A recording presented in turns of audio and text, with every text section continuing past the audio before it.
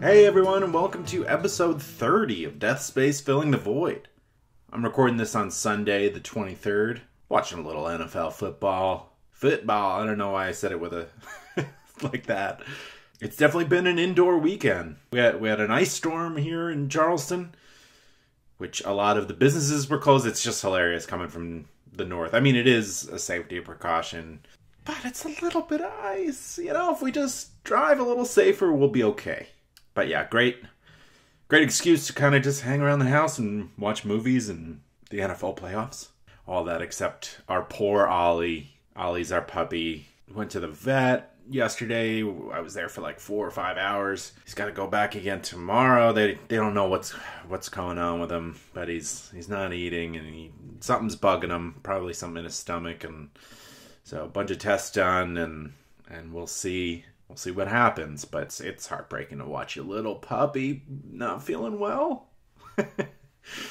So yeah, hopefully the vet's able to figure it out tomorrow and we can get this little man back to feeling like himself. Well, I've got another great interview lined up. I spoke with Brett Wean, who I know from the New York City improv community. He's so funny. He's so good. Brett, unfortunately, lost his mother to suicide, and he's now the director of writing and entertainment outreach at the American Foundation for Suicide Prevention. And he talks about all that, which is extremely brave. It must be so hard to talk about, but it all comes from a sense of trying to help others, which is incredible. Before we get started, I just wanted to offer a quick content warning. Today's episode does deal with the topic of suicide, and even though there's nothing graphic or anything like that, if you happen to be feeling vulnerable at the moment, or if the topic might be a little too much for you right now, please trust your gut and maybe listen to it at another time. Give yourself some space. I also want to mention that if you or someone you know is struggling right now, you can reach out to the National Suicide Prevention Lifeline or the Crisis Text Line, which are both free and available 24/7. There's absolutely zero shame in reaching out for help when you need it. It's a strong, responsible thing to do. I'll put all the links to these resources in the episode's description so you have it at your fingertips. Please, please, please be careful, and please, please, please take care of yourself. All right, let's make our way over to the interview with Brett Wean. Thank you so much for listening, and enjoy. Joining me now on the podcast is Brett Wean from the American Foundation for Suicide Prevention. Brett, thank you so much for coming on. It is my pleasure. I'm excited to talk to you. Yeah, we right before recording, I was saying Brett had shared his specific title, and then I was like, oh man, I just get so panicky at the start of these for some reason. But what is your title? You're putting it back on me so I can mess it up myself.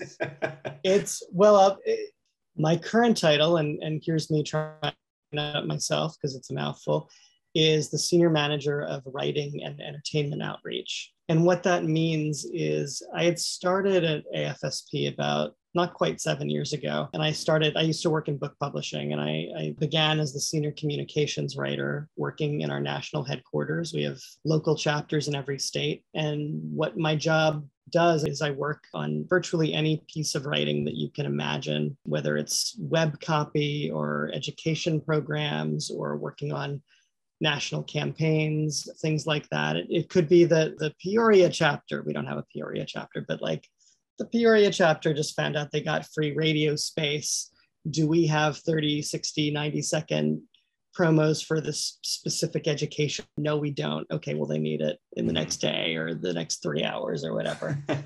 So like writing and editing, all kinds of different things. The reason my title changed is, and I'm mythologizing a little bit, but basically a few years ago, I walked into my boss's office one day and I predicted that more and more TV and movies are going to come to us proactively if their stories involve suicide or mental health because they want to get it right.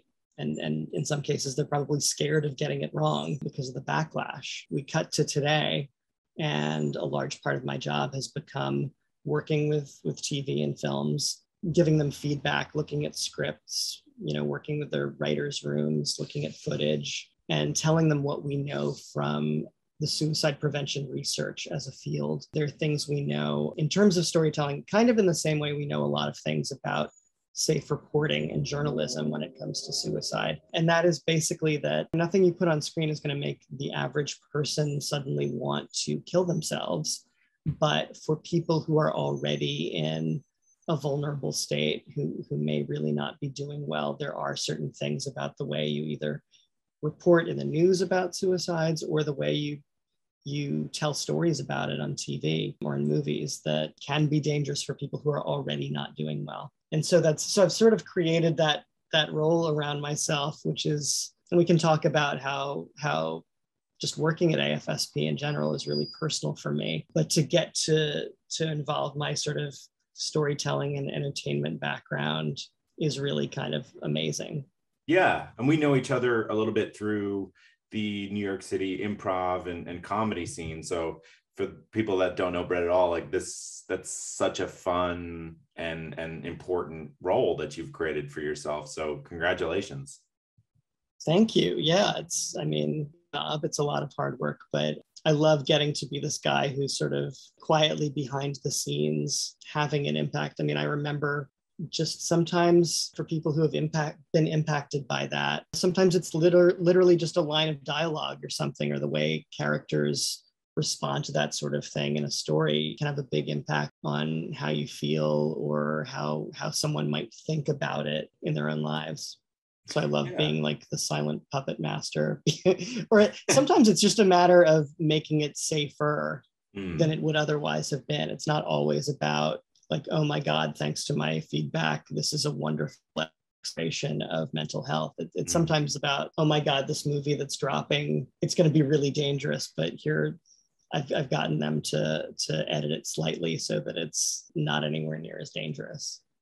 Got it. Well, I'm curious, like when you're talking about you're trying to make these shows and movies less dangerous, how so? What are you looking for? How are you trying to shape them? So some of the things that we know from research that can be dangerous for people are if you show graphically a suicide or a suicide attempt on screen, we know that can be really dangerous for people. And that's kind of the really big thing. And that goes also with dialogue in terms of talking in great detail about a method that someone might use. That can be like pretty triggering. These things go back to, there's a thing called the Werther effect and the Papageno effect from Mozart, and different storylines from as far back then that sometimes, depending on how they're handled in a work of popular entertainment.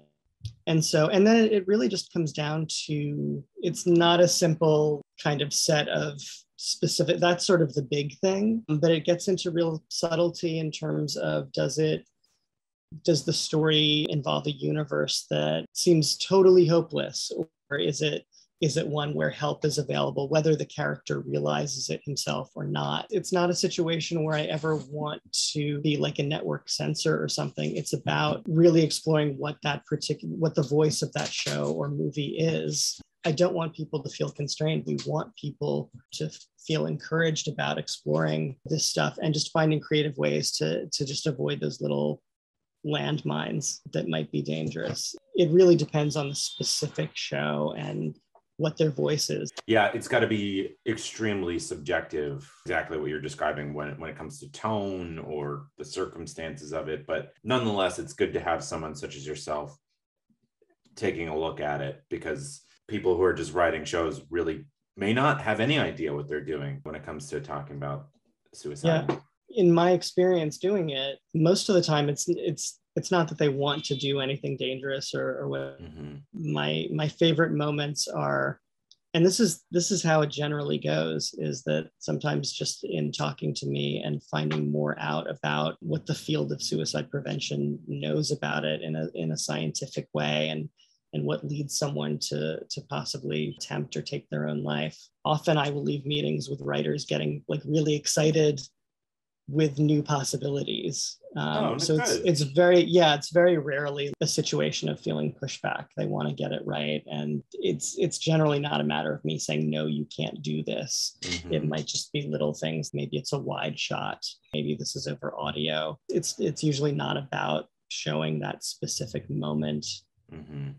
of pain. It's, if you really want to get into that story, it's probably about what preceded it and what comes Mm-hmm. afterwards. And if you do want to show that moment, there are ways of doing it that are safer. Got it. Is there a movie or a show that you've seen somewhat recently that you think has done a good job at talking about suicide? My favorite one, and it's one that I like to reference because a lot of people don't know about it, but it's not from too long ago. There was an Australian, I don't know whether to describe it as a sitcom or not. It was a half-hour show called Please Like Me, which is more recently on Hulu. And it's genuinely really, really funny. I can list so many things I love about that show, which are that it starts out, the first episode is the character, it's a young guy, and his mom has just attempted suicide, and she goes to live with him so he can sort of help her out. So of course, on a personal level, and maybe we'll talk about this, that speaks to me and my own experience, having a mom who struggled. The way the show sort of follows that whole storyline is really, it feels very authentic and real, but it's also genuinely funny, and it's sensitive, and you get a feeling over the course of the series that mental health isn't something that is just something some people, some like weird people experience. It's, we all have mental health. You know, I think the thing with comedy in terms of this particular thing is you never want to punch down. It's not like making fun of someone's pain, but I mean, I guess we're jumping in here like right in the middle in a nonlinear way, but I remember a moment growing up where my mom, who had a lot of mental health challenges and was often suicidal, and who also, by the way, was very funny. But I remember one moment when I was a little kid of her just like freaking out, and my grandparents were over, and she grabbed a lamp and she threw it out the window, and we were all in her bedroom. And we watched through the window as though time had stopped, as the lamp kind of sailed out over the front lawn, looking as though it was heading toward the kind of brick path going up toward the house. And it didn't quite make it. Like we were holding our breath watching it, and it didn't quite make it. And it ended up landing on the grass in this sort of dull thump. It was very anticlimactic. You didn't get that break? And so it didn't break. It just landed on the grass, and we all just sort of stood there for a minute in the middle of this high drama. And my mom, she sort of took a second and looked at it and looked at us, and the dog looked up at us and looked back at her, and she, like, after a moment, she walked past us, and we watched her walk down the steps, and she walked out onto the front lawn, and she took the lamp and she took it back into the house and walked up the steps again, past us into her bedroom, and she threw it out the window again. And no, oh my gosh. And this time it made it. And that's a very dramatic and in some ways very sad. She was in a lot of pain, obviously, but you can't tell me that there isn't some comedy in that. Yeah, that is very funny, right? Comedy is like the setup and then the denial of or fulfillment of an expected outcome, right? To really make it into a math equation. That certainly fits that description. Yeah. One of the reasons why I wanted to talk to you is, and we've started on the conversation, we got a little into your current role, but unfortunately you lost your mother to suicide. So tell me a little bit about your mom. What was it like growing up with her? I'd love to find out who she was. It's one of those things where when I tell people sort of the big headline, which is that I lost my mom to suicide, and now I work at the country's largest suicide prevention organization, and that feels really personal to me, and it's become a great thing. It's really, though, the story of what happened with my mom. It wasn't really all about that moment of losing her, which was just 10 or 11 years ago. Basically, I grew up with the funniest, nicest, best mom you can possibly imagine. And the only problem, I'm making this sound like a movie tagline, but the only problem was she kept trying to kill herself. More than one occasion. Yeah, I genuinely can't tell you how many, because how do you how do you quantify it exactly? Was it every time she ended up in the hospital? Oh my What goodness. time she took a lot of pills? Chances were she knew that she would be okay, but it was she sort of knocked herself out for a day or two. People talk about it being, oh, it's just a cry for help, but it's if you're on the beach and someone is in the water and they're crying for help, that's something you always need to take seriously. So yeah, most of the time she was this very fun-loving, spirited person. She had a lot of friends. She was very well loved, very lovable. But then on some days, she had a problem with depression. And ultimately, I didn't know this as a kid, but after as an adult, when I moved to New York and I started seeing a psychologist myself, mainly just to know what to do to help her. Am I doing everything I can? And of course, that ended up being support for myself too. My guy ended up being able to talk to her occasional. She had a psychiatrist who she wasn't really in serious therapy. She wasn't really engaging in go to him when she, every once in a while when she wanted like a pat on the head or get a refill on her either sleeping pills, or he would try her on different medications. And so all things being relative, I'm lucky in the sense that a lot of people who've lost someone to suicide, sometimes it happens out of nowhere. There are warning signs we know to look out for, but not everyone knows to look for them or spots them. And I was relatively lucky in the sense that I knew her diagnosis very well. I knew that she had borderline personality disorder, which is really, really complicated and difficult to treat. Sorry, I don't mean to cut you off, but I don't quite know what borderline personality means. And obviously there's probably a spectrum, but I'd love to know just a little bit about what. So I want to be clear, I'm not a mental health professional myself. I work alongside the leading suicide prevention experts. So I want to be careful about my trying to find borderline personality disorder because it's such a complex thing. I can tell you from my own personal experience with my mom, her mood would change. And this is also, she probably had bipolar disorder too. And so what I experienced with her was, some days great and fine, but she would get so sort of paralyzed in her thinking and trying to problem solve for herself that would get frozen. And so she would catastrophize a lot and sometimes be histrionic to the point of being irrational. So that was sort of my own. I think it depends on the person to some extent. I would really recommend for anyone who's seriously interested in that. There's a book by Dr. Marsha Linehan. This is someone who created dialectical behavior therapy. And that and cognitive behavioral therapy are two therapies that have been proven to be helpful with people who are suicidal. Okay. And so Marsha Linehan's book is about how it's partly a personal story and partly about how she created DBT. And it talks about how she was hospitalized herself when she was really young. And the way she puts it was that she wanted to come up with a way, she wanted to show other people a way out of hell. And she created this cool therapy that I think is a combination of, it's sort of like cognitive behavioral therapy is, it gives you a lot of tools that you kind of learn how to use during moments where you're not struggling and in pain that severely. And so, when you are, you can do certain things. And if I could go back, every once in a while, I'll feel guilt. I mean, I was trying so hard to help my mom over the years that for the most part, I can assuage any momentary feelings of guilt, knowing like that I did all I could. And that was the therapy for me was worth the price of admission just for that. I had a momentary thought of should have pushed my mom more with that. And then I realized, wait, my doctor actually did recommend that. And I did try and get my mom to look into that. You said that you recognized like the floor would drop out for your mom where she'd be really happy and okay, and then have really low days throughout your whole childhood. This was something that she always lived with? Pretty much. I mean, I think it started a little bit before I was born too. And my parents divorced. They separated when I was in first grade. Okay. So it was me and her. We were close with my grandparents who didn't live far away. And my dad was around, but he wasn't right there. But yeah, I remember when I was very little, sorry for the sirens, by the way, as though to prove that I live in New York City. Yes.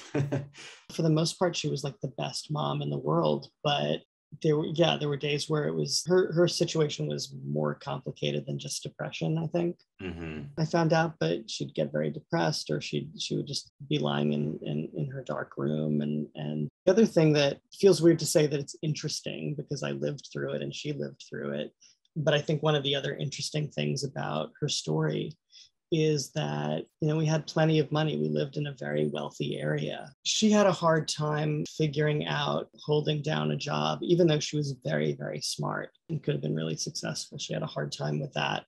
And by the end, and she just had less and less money. So often money would be a thing she was stressed out about. And even though she could problem solve brilliantly for her friends and for other people, she would just get paralyzed in kind of fear and not be able to handle it. And so, like, by the end of her life, she wasn't out on the street, but she was homeless. She was, the last year of her life, she was couch surfing and would sort of lash out at me by not telling me where she was.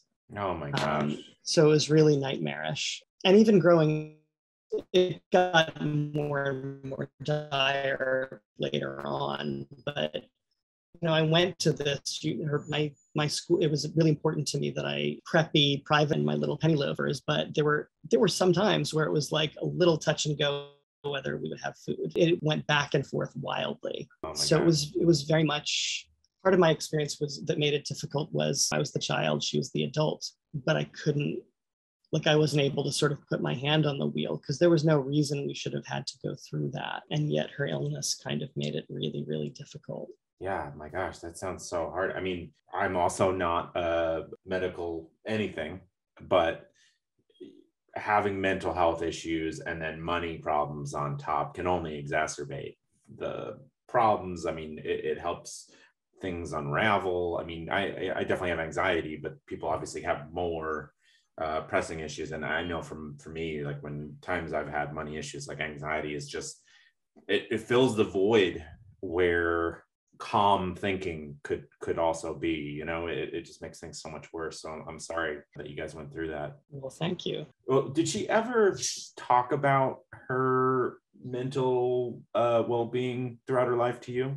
And was she trying things, or was she say that she couldn't handle them? Or I'm curious how she spoke about it and how that may have changed throughout her life. Yeah, that's a good question. Yeah, I think she was aware that she had mental health issues. Yeah, it was tough because the way I would put it is like, if your leg is bothering you, it's your brain's job to tell you, oh, it's time to go see a doctor. Mm-hmm. But if there's something going on in your brain, your leg doesn't fill in and tell you. So I think it gets in the way. But yeah, like she knew. There was one moment, I forget what was going on at that particular time, but I remember her on the phone with me. And I partly like to tell this story in general because both for people who are struggling themselves and also for people who are worried about them or have someone in their family or a friend who they, has some sort of mental health situation going on. We don't talk about it as readily as we do physical health. And so there's very much a feeling of being alone and not being able to talk about it. So I'm happy to share, and I think it makes a difference. I think it would have made a difference. I think how the culture is encouraging people to get help and making it not seem scary and making it as getting to a point where we think of mental health as in as matter of fact a way as we do physical health, recognizing that we understand suicide in the same kind of way we look at physical, other leading causes of death. We know things about suicide scientifically and what's going on in someone's brain. When they reach that point, we can encourage people to both get help and know how to connect others to help and not feel as though there's such a stigma with it. I think young people have less and less so of that, but it would have helped with my mom. And I think that got in the way of her really genuinely engaging in therapy. But I remember along the way in later years, it had really become a situation where it was very hard for me, and it took a long time to figure out how, but I needed to create some sort of healthy boundaries because she would call me constantly, whether I was at work or at home. There were times she would call my bosses. She would find out my boss's numbers and leave hysterical messages, or my girlfriends occasionally and things like that. So I did have to figure out how to create boundaries. And it ended up being a matter of, it was a very subtle kind of thing. And still being very supportive of her and talking to her often, 2 or 3 times a week even. But It's gotta I be so remember hard to her. strike that balance. It was so hard. And if anyone's listening who has at all anything like a similar experience, I'm so sorry for them and for the person they care about. But what worked for me was, it wasn't a matter of tough love and saying, hey, you can't call me this many times or after midnight or whatever it was. And it was hard because she and I were really, really close. And I loved that. And I didn't want to change that. I didn't change it, but it became a thing of like, she doesn't need to know where I am every single day or night. I don't need to report it. I don't need to tell her every single new person that I meet. And then, and it was a little bit painful, but it wasn't. It was a very gradual, subtle thing of, the other thing that worked is, often if she left me one of her quote unquote bad messages on my answering machine or voicemail, I would often really want to put out the fire quickly so I could get on with things and not be worried about it. But I figured out, maybe if she leaves me a message that is lashing out at me, maybe I don't need to call her back that night. Or maybe I wait a few hours, or maybe I call her back the next day. And I think those boundaries actually helped her. But I remember one time where she was kind of feeling that a little bit and angry about it and in pain on the phone. And she said, I need you. I need to know you're there when I call you. And I remember she said, I'm not right.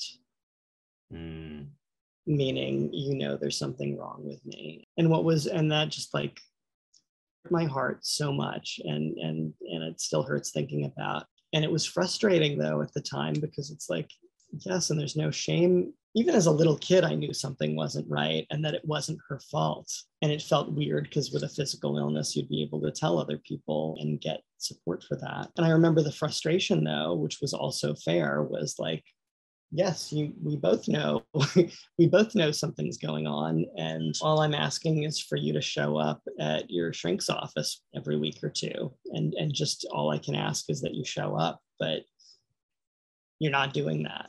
Why do you think she didn't want to do that? I think it was terrifying for her to, I mentioned her money stuff. She put so much stock into defining herself as someone who was from a certain strata of society. It occurs to me that the one big thing I haven't mentioned as part of her story is that she was born she literally had a hole in her heart. And so that sounds like a terrible metaphor, like my mom had a hole in her heart, but I mean it literally. And so her childhood early on was like a lot of very experimental at the time surgeries.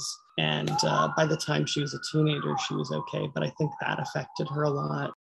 I think it was hard for my grandparents because they had already lost a kid, and they weren't the kind of people who would spoil their children. But I think in my mom's case, they'd lost her sister, and my mom was really sick as a kid. And so they kind of, I still wouldn't describe it as spoiling her, but they erred on the side of, she got first row tickets to see the Beatles and the Stones when they were first in town. And cool. She had a cool sports car. And it was hard for them to, not just because of that, but because of her illness and the way it presented itself. It was hard for them over the years to put their foot down and say, no, you need to go and deal with your stuff now. And slowly the money was kind of running out over the years. Got it. That makes so much sense to like why you wouldn't feel like you had to show up places if I guess you never had to in certain circumstances and things kind of work out. I can see that. So I think for her to really engage in therapy, it was really scary for her, and she would have had to really painfully take a look at herself, and in ways that sort of more matter-of-factly were like, okay, you have this much in the bank right now. It's time for you to get a job. It doesn't mean that you're going to be, you can't automatically be president of whatever. And it was tougher as the years went on and on and on. She ended up finding something that she really enjoyed doing, which I think was like her dream job, which was part of what was frustrating, was that when I was in my 20s, she realized that she would make a good real estate agent. And in fact, she really did. But because she was very smart. Something that I think speaks to her thought process is that She was working for a law firm in Philadelphia when I was a little kid as a paralegal, and they were so impressed by her, and I think frankly charmed by her, that I remember the head of the firm offered to send her to law school for her to continue working for them, which speaks to what she was like. That doesn't happen. I'm sure, yeah, it doesn't really happen anymore. It's unbelievable. Yeah. And she soon after that thought of a reason to quit her job. But with real estate, she was able to use that sort of legal acumen in terms of looking at contracts. And she was she was a really funny, charming person, actually, when she wasn't crying in her room. Mm-hmm. And so she, real estate, especially if we lived on the main side of Philadelphia. And so it's a wealthy area. For most people looking for a new house, was like, I'm sure there were stresses involved, but it was often a happy thing. Mm-hmm. And my mom was a good salesperson and she enjoyed taking people out and looking at houses and negotiating, and it just checked all the boxes for her. But she was also pretty unreasonable in certain ways. When she was getting started, she only wanted to handle the really big houses. And when you're starting out, like the head of the real estate company was like, let me give you some houses to handle and that are smaller scale. And my mom didn't want to do that. So that was her illness. To really engage in therapy would have been having to demolish some of the structure, the foundational structures kind of her psyche about her place in the world, and being more realistic about it. For you and your grandparents, I mean, what's this like as you're watching someone you love fail to get the help they need and not maybe put up these structures that you're describing to prevent herself from being able to make changes and feel better about herself? What is that like? I think I used the word frustrated. I remember when she ultimately did die by suicide, people who have that loss experience, and I realize this now even more because of what I do and where I work, it's such a complex combination of emotions. Any emotions they experience are totally okay and normal, but I think often people feel anger. I didn't mostly feel anger. I felt just frustrated because she was a very competent person and very charming. She could have charmed her way to the top of anything. But when I think of something like cognitive behavioral therapy or diagnostic behavioral therapy, like those practical strategies, 100 years from now, we will probably understand even better really specific things. And we have learned a lot from science about suicide now, but there are things that could have helped her. And so my feeling was mostly, I felt anger at different times. It was never wanting her not to be around, but it was, it was a lot at times she was never a burden, but it was a lot to deal with. And so whatever we can do culturally to encourage, to make people realize that they don't need to take it on alone, whether they're the person themselves or the person supporting them, can help, because there are things we know work. Like what? I'm curious to hear. Also, those therapies work.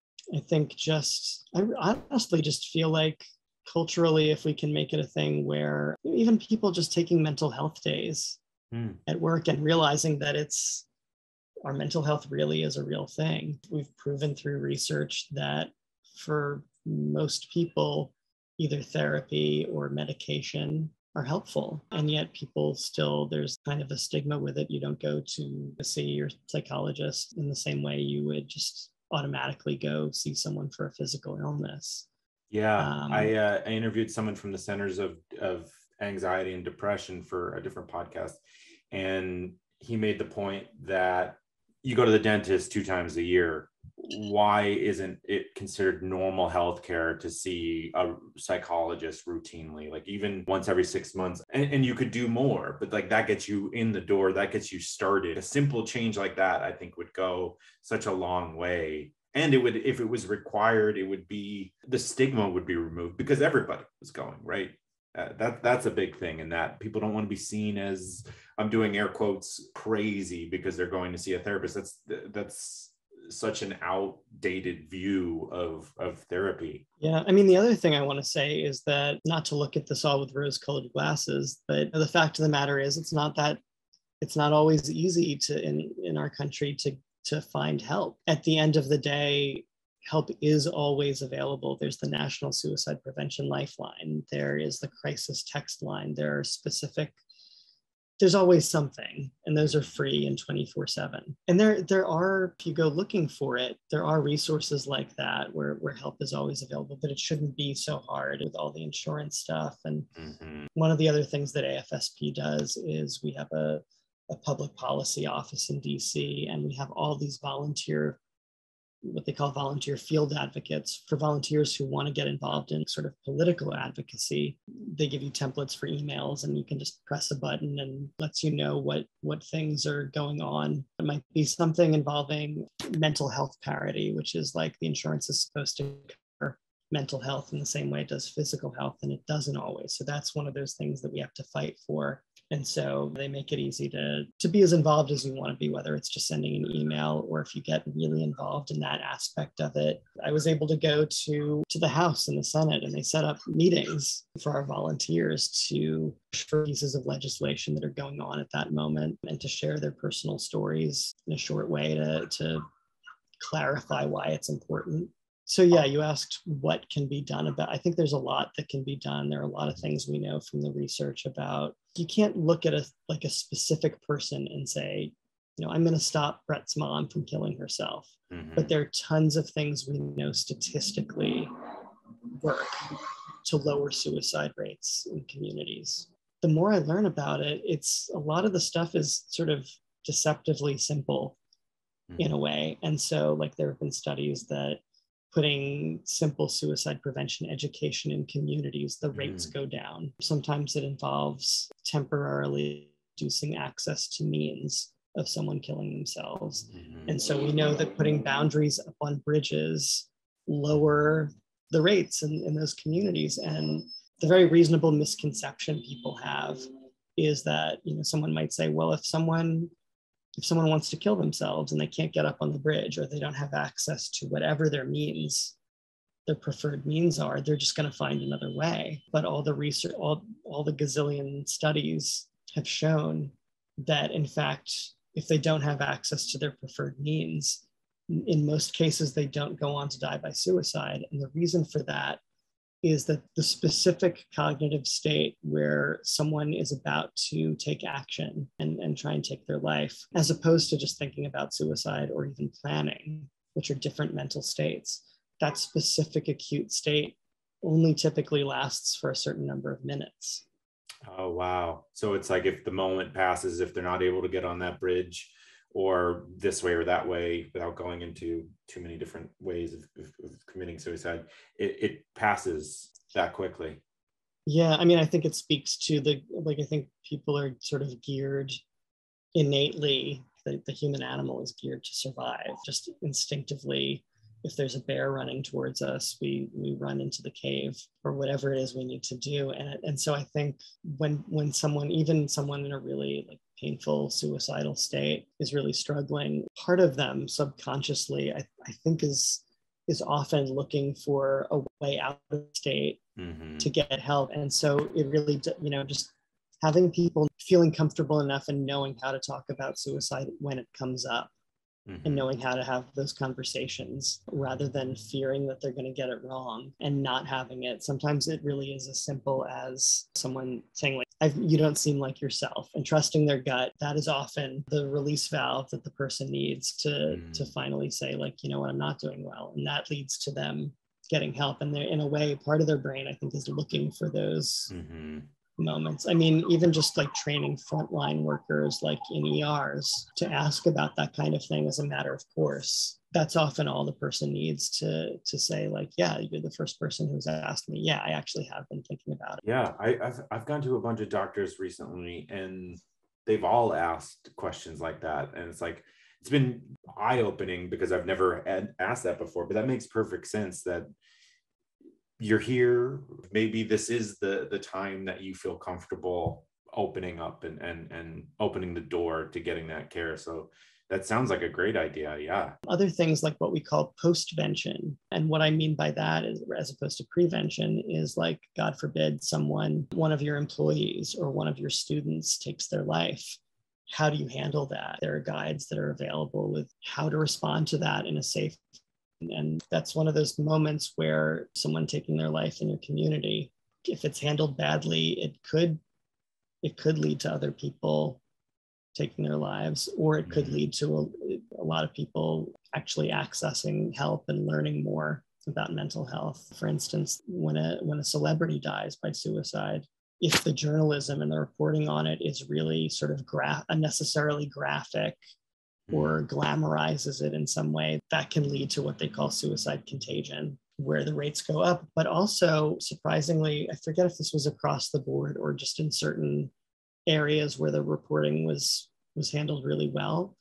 But with Kurt Cobain, when the reporting was done well on it, it actually led to more people asking for help. I think it may have even lowered the rates. Yeah, and that's all about, similar to the storytelling stuff, not focusing on the method and using it as an opportunity to share resources. So they would say, if you're struggling, there's the National Suicide Prevention Lifeline, the crisis text line, things like that. So it's really simple stuff, but those are the things we know statistically lower the rates. It's so uplifting. It really, not to belittle it, but it all just seems like very simple and easy steps that we can, it's not something daunting that we need. It's not like we're curing cancer. It's just more seemingly like we talk about it. It's literally just like more people learning what the warning signs are. We have these things that I helped create called we had a campaign called Real Convo. Okay. And we created these guides that are the Real Convo guides, and it gives you like really specific guidance. One of them is like, if you're worried about someone, how do you ask them if you trust your gut? If you think they're thinking about suicide, how do you have that conversation? How do you have that conversation? You ask them the one thing we know from research, if people take one thing away from this, it's you trust your gut. It's basically if the person doesn't seem like themselves and you ask them directly. I think it's really reasonable that a lot of people worry that asking them will put the idea in their head or it'll push them into action. And the research all shows that that's absolutely not true. Oh, that's great. Yeah. And so, the one thing I would say, and I can give you the links for the guides if you want, it's afsp.org/realconvo. Just asking them in a matter of fact, non-judgmental way. You don't need to try and problem solve. You just sort of be there with them and kind of along the lines of being a good improviser. It's active listening and just being present and being like, I'm sorry you're going through that and I'm here with you. We're going to get you through this. I'm on your side, holding space. Exactly. All that stuff, and realizing that you're not a mental health professional probably, and that it's about encouraging them to reach out for help. And that might mean, it depends on what you feel able to do and what they need. But aside from just saying you should get help, maybe it's about, I will help look stuff up for you and figure it out with your insurance, or I'll get on the phone with you, or I'll sit with you while you do it. Or are you going? You have your appointment this week. Are you going? Do you want me to pick you up? Or that's great. Yeah. How about if I pick you up afterwards and we go for coffee? Yeah, that's great, man. That's so encouraging that these are that it's out there and it's things that we can accomplish this, right? We can do that as friends and people. So that's great. Since I imagine a bunch of improvisers will be listening to this, since you're such a great improviser. Thank you. And people might know you from that world, make it a twofer and be like, hey, your appointment's on Thursday. My show is on Thursday. I'll pick you up and you can come see my show. Yeah, there you go. If you're listening to this podcast, one of the reasons may be because you're interested in having your death or a loved one's death be celebrated in a different way, to think outside the box a little bit. I personally really like the idea of that. And that's why I'm partnering with a company called Spirit Vessel, who creates these guided, personalized ceremonies for yourself or a loved one. Well, just to give you a little bit of background, Spirit Vessel is a sister-owned company that is bringing sacred ceremonies around death back into the home in a beautiful and meaningful way. I love it. I love the idea of making it more personal. And I've experienced wakes and funerals that it felt so cold and wish that I could inject a little bit more personality and more storytelling to help the grieving process. Spirit Vessel has these handcrafted ceramic urns and personalized celebration of life ceremony packages that can be done in the comfort of your home or through webcasting services. Whether you're grieving the loss of a loved one, preparing for an imminent death, or taking steps to plan for your own death, Spirit Vessel provides resources to help you respond from your heart with creativity and courage. So basically you can design your own creative and personalized intimate ceremony that represents the person who you're celebrating. And there's also tips to help people who are grieving going forward. So whether you're interested in the celebration of life ceremony packages, or you'd like to check out or order one of their handcrafted ceramic urns, which are so cool, by the way, check out Spirit Vessel. And if you do order anything, feel free to use the promo code DEATHSPACE for free shipping. If you're like me, it can be really hard to come up with the words to say in a card. I know, I always laugh too, because talk about 10 years of improv training down the drain. Not being able to come up with anything. But that's especially so. I don't know why I can say especially. There you go. Perfect. I can say it. During times of grief, or when someone loses someone. But thankfully, there's the Cardist Studio. There are no words to comfort in a time of deep loss, but you send a card because you care. Yeah, because as we've learned through this podcast, sending something, saying anything, is better than saying nothing. The Cardist Studio creates your message, writes it in your card, and mails it for you. See? They'll help you out. You have the intention, the Cardist has the words, bing, bang, boom. All you do is pick the card and tell why you're sending it. No anxiety, all care. For a message from your heart, but not your hands. Just sit back and enjoy your relationships. You know, you don't want to have that awkward feeling like, was that too much? Did I say too much? Am I talking too much? As I'm literally talking too much? As opposed to figuratively talking too much, Pat. All right. My inner voice is kind of mean to me. TheCardistStudio.com, thoughtful, just got easy. And better yet, you can use the promo code DEATHPOD, one word, for 10% off all orders. You ever lie in your resume? Huh? Look at me. Look at me when you're lying. No, you should never do that. That's a terrible idea.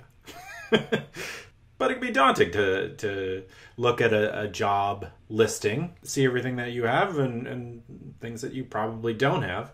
But we can fix that with My Software Tutor. My Software Tutor offers 3 levels of real-time Zoom-based courses with a live instructor. So I'm going to keep you on task. They've seen it. They've heard it. They've seen the resumes. They know the holes. But they're here to help. They'll deliver practical, functional business skills in a friendly and supportive environment. It'd be funny if it really wasn't a supportive environment. Like, when are you going to understand this? Of course, that's not the case. That's just the anxiety or reliving fear dreams we had as children. These courses will increase your marketability. The job market couldn't be better right now. So it's a perfect time to invest in yourself and improve that resume. Whether you're an employee, job seeker, consultant, or contractor. You can sign up for these classes at mysoftwaretutor.com and use the promo code POD20 to save 20% off all registrations. Would you look at that? All right. Enjoy that new job. The last year of your mom's life was extremely difficult with her couch surfing, and you're trying to help her. Describe to me what it's like when you find out that your mother is gone and has committed suicide. And I'll use this opportunity to move things forward a little too, which is that a lot of people don't realize this yet, so this is not a note. But we try and encourage people not to say commit anymore, okay. Because it makes it sound like a crime, which is very outdated as opposed to a health thing. That's good to know. Thank you for pointing that out. Yeah, and if you notice, most major newspapers and news outlets don't say that anymore. You can say it pretty much any other way. Killed themselves, or they took their own life, died by suicide. Okay. So when I found out my mom died by suicide, someone had actually arranged for a place for my mom to stay for 6 months, which then became a year, free of charge. People really pulled major strings with a charitable organization they were involved with. But my mom saw it as being the end of the road. It was going to be 30 or 40 minutes away. It wasn't in the nice area, and she thought it was the end for her. And meanwhile, she needed to get out of this where she was by a certain date. I was trying to be helpful with facilitating that. And by, the weekend before, I was like, that's it. You know, I offered to come in and be with her and help her move from one place to the other, and she wasn't calling me back, and she wasn't. And finally, I was like, I'm not doing this at the last minute.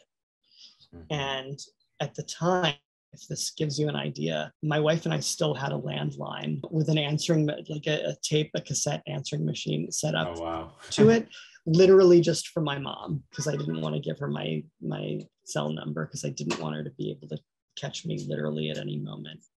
And the answering machine was off and the volume was low and all that. And so I was doing some work, and I was wondering if the phone was going to ring with either her or someone trying to get her out of this place or whatever it was. And I would often, for my own mental well-being, I would often let her or whoever, if it had something to do with her, leave a message first. And then I would listen to it as soon as they hung up, and I could call back. And it wasn't as immediate feeling for me. Mm-hmm. So I heard the message and I went to listen to it, hoping it wouldn't be like her refusing to leave and the cops being called or something. And it was, I don't know if it was the landlord or someone who was involved in the whole situation, left me this message. And he said, you know, this is a terrible thing to leave on your answering machine, but, you know, your mom was supposed to blah, blah, blah. I forget exactly what he said, but by the time we got there, she was gone. And the way I heard that, because I was ready for all this sort of chaos that I didn't want to be brought into, I thought he literally meant she had left the apartment. Right. Yeah, that's reasonable. And so when I first heard it, I was like, oh, well, good. I don't know what's going on, but at least she got out of there and I'm not being called to deal with it and all that. And then he like went on for a few more seconds, and it just dawned on me. The context became clearer. And I realized, oh my God, she's gone. I realized what he meant. And I was in, you know, you can't say, it wasn't surprising in a way after all those years, but it was shocking. Mm-hmm. So yeah, my memory of that was, I was at home at the time, which was a nice thing. I didn't have the pressure to go into an office. Mm-hmm. It happened to be a slow time at that particular time of year. It was like a physical trauma kind of for the next few months. I remember times where I would be sort of lying on the couch, and maybe my wife would be somewhere else in the apartment, and I'd be like watching a movie on a laptop or reading, and I'd feel perfectly fine in that moment. And all of us, this was like a couple months later, or you know, something like that. Mm-hmm. And I would just suddenly feel like, with no warning, I would just be racked with sobs, and then it would be gone. Like it would be over just like that. And so it was just years of tension. And one thing that I remember, this was really important for me, and it might sound terrible, but I think it's important if anyone's listening to this, if they've experienced the same thing. I mentioned that any emotion you feel is fine and reasonable, and sometimes the emotions will conflict, or if different people from the family are navigating a loss like this, they might be feeling different emotions at different times. But I remember maybe a month after my mom died, one of her best friends who'd known her since middle school called me up to check in. And at one point in the conversation, she said, I don't know, this might sound terrible, but on some level, I wonder if you're feeling a sense of, and I expected her to say anger, because that felt like the cliched thing. I really appreciated this person. But I was, on some level, I was like rolling my eyes, expecting her to say, you might be feeling some sense of anger. But she didn't say anger. She said relief. And the thing is, I was, and it in no way meant that I was glad that my mom had died. It was a horrible, horrible thing. If I could travel back in time and do anything to stop it, I would. But after so many years of being so stressed out and worried literally every day, I wasn't relieved that my mom was gone, but I was relieved at not, every day for decades, I'd be stressed about the phone ringing at any given moment with some sort of total chaos that I had to deal with. And so my mom, it was never a burden on me. I know, like, something that suicidal people feel is that they're a burden. I would never describe my mom as a burden, and I would do anything to have her back. But part of one of the emotions I was going through was a sense of relief that I at least didn't have to worry. I completely understand that emotion. That I lost a grandmother to dementia, and watching someone, I'll use the word deteriorate, because it's an awful disease, but at a certain point that you're just like, that poor woman was suffering and didn't deserve that. So I understand that it feels similar, just sort of like the circumstances of what they're going through is so painful to witness, that there is a sense of relief, I guess, as Yeah. awful as it is to say. And the complexity of it is that, again, that frustration that there was no reason for her to have had to die. Mm-hmm. There was help for her. There were things that could have helped her like figure out her life and in fact make anything. She was still pretty young. It just involved really taking a hard look and accepting help. So that was what was hard about it. Yeah, I've taken up a lot of your time. I've just two final thoughts that I'd love to get before we end here. One is, you mentioned some of the resources that are out there. I'd love to hear those again. And number two, what helped you on that, on your path of recovering and dealing with your mom's loss? There's certainly many people out there who have lost someone to suicide. So I want to try to help them, or at least give them a path that may work to help them. Yeah, there's stuff for people to realize that it does get easier, and there will always be that loss, but you won't be feeling it as keenly. Yeah. Well, Brett and I, in our original recording, hit a little bit of a technical audio issue. So if this sounds a little bit different, it's because we recorded it later, but it's very important that we get this information in here. So apologies if that was jarring, but I wanted to bring Brett back on so he can tell us a little bit more about AFSP. So Brett, why don't you take it away?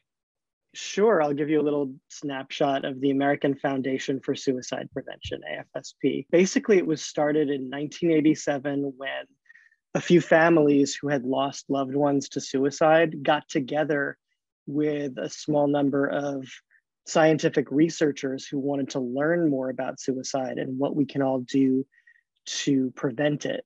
And so we really started as a research organization. We're still the largest private funder of suicide prevention research, and we lead research efforts around the world, figuring out new ways, things that make a difference and can help prevent suicide. We can't look at one person and say, I'm going to stop that particular individual from taking their life. But there are things statistically we know that have been proven to help prevent suicide. So suicide is preventable. So we've got research. We have Out of the Darkness walks, which take place in communities and campuses all over the country through our chapters. We have chapters in every state. I'm going to get the number wrong. It's in the 80s. We have like 87 chapters or something like that right now. That's great. You can go to afsp.org and there's a find a chapter page, and you just put in your zip code, and chances are there's a chapter near you with other people in your community who already sort of get it. You don't have to over explain anything if you have some connection to suicide and mental health. So we've got chapters, we've got research, we've got walks. We also have a public policy office in Washington, D.C., and volunteers all across the country can sign up to become volunteer field advocates, where we fight for smart mental health and suicide prevention legislation. It can be as easy as like clicking a button and sending an email to one of your representatives. They make it really easy for you. And some people get very, very involved in the policy and advocacy aspect. We have an advocacy forum that takes place every year in Washington, D.C. I've been to this, and they arrange meetings on the Hill, and you go up and have meetings with representatives, and it's very cool for people who really get into that aspect of it. Yeah, that's great. We have a loss and healing department, which provides support for people who've lost someone, who've been affected by suicide. There's a cool program called Healing Conversations, which arranges, whether it's phone, video, or in person, a meeting with trained volunteers who have themselves lost someone to suicide, and they know what that feels like, but they're also on the other side of it. And some time has gone by, and they help. It's a really cool program. They help provide understanding and support, often soon after someone's lost someone. We also have education programs, and all our programs are sort of evidence-based and clinically informed. And through our local chapters, you can bring programs like Talk Saves Lives to your workplace or to your church or your school, or, we have different education programs. And I think I'm not forgetting anything aside from Project 2025, which is an initiative that started a number of years ago, trying to we sort of looked at all the ways that that research has shown we can help prevent suicide 20%, lower the rate 20% by 2025. And that's if we get buy-in from things like hospital systems and the corrections environment. And we looked at ways that we could save the most lives the fastest, like from a general health perspective through different areas. So I've probably forgotten something. And for support, often people will, even though we're America's largest suicide prevention organization, the first thing they'll think of is, oh, you're like a crisis line. That's the one thing we're not. And we suggest people reach out to our partners like the National Suicide Prevention Lifeline, which I'm very honored to be. I'm on one of their committees, though I don't work for them. And that's 24/7 and free. And if you're worried about someone, it doesn't have to be you who's struggling. So the National Suicide Prevention Lifeline. The other one is the Crisis Text Line, which is basically the same kind of thing. It's crisis services, free 24/7 for some people picking up the phone if they're really struggling. It's easier to just text. And there are different crisis resources for veterans and things like that. And we have a pretty clear link to those services on our website for those other organizations. That's great. It's so thorough. It's just so nice to hear how much there is out there for people to get support however suicide has touched their life. There's just so much going on. So that's incredible. And always want to encourage people that there is help out there for whatever you're going through, and should absolutely take advantage of one of these resources if you even think you need it. Yeah, I mean, I think what's hard is just starting that conversation. If you're worried about someone or if it's for yourself, it's really hard to start that conversation, which is why it's really helpful for, anyone to just make mental health just a thing that they get used to talking about on an everyday basis, and letting their friends kind of organically know that they're a safe person to talk to about it. There's no shame in it. We all have mental health, just like we all have physical health. Absolutely. Well, is there any social media you want to mention for either yourself or the AFSP? I don't know why it's really hard. It's a tongue twister. It is. I have sometimes thought about starting a game show where I tell people our organization's name, and then they have to quote unquote guess it right afterwards. Yeah. People say federation. It's tough. Yeah, we're AFSP National is what you would look for on all the things, on Facebook, on Twitter, on Instagram. We just started on TikTok. So it's on all of those things. It's at AFSP National. And if anyone is interested in following me, you can find me. It's just my name. It's at Brett Wean. Awesome. Well, thank you so much for the original interview and then coming back here.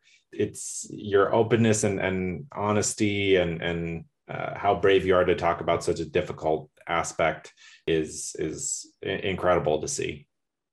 It has been my pleasure, and I love your podcast, and it was an honor and a privilege. Thank you. That's very nice of you. Just want to reiterate, if you or someone you know is struggling right now, you can reach out to the National Suicide Prevention Lifeline or the Crisis Text Line, which are both free and available 24/7. Like I said in the intro, the information will be in the description for the podcast wherever you're listening. So please reach out if you need it. And thank you so much to Brett Wean and for everything that he and the American Foundation for Suicide Prevention do. I learned a lot in that interview, and well, thanks again, Brett. Next week's show will be Death Space Filling the Void Season 3's finale.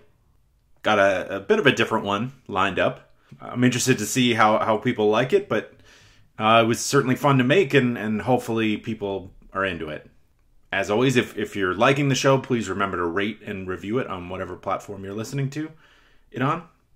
And to check the show out on Facebook, Instagram, Twitter, and YouTube. Also, my other podcast called That Gives Me Anxiety, which is about to go weekly. I'm projecting in March. I'll start it up going weekly. So yeah, that's exciting. And I'm working on Season 4 of Death Space Filling the Void right now.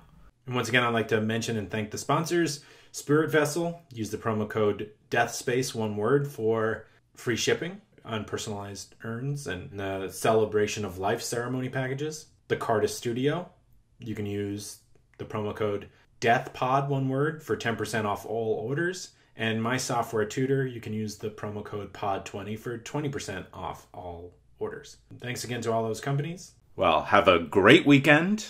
Take care of yourselves.